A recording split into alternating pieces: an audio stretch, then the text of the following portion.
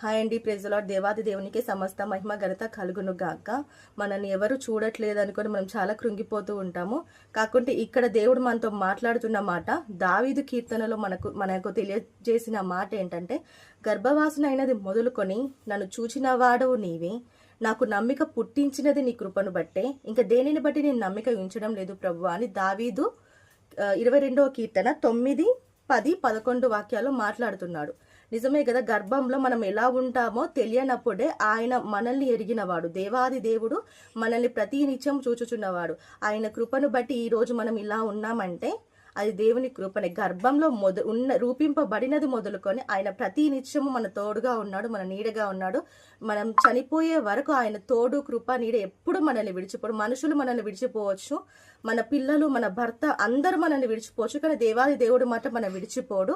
ఇచ్చిన ఈ వాక్యాన్ని దేవుడు దీవించును గాక. ఆమేన్.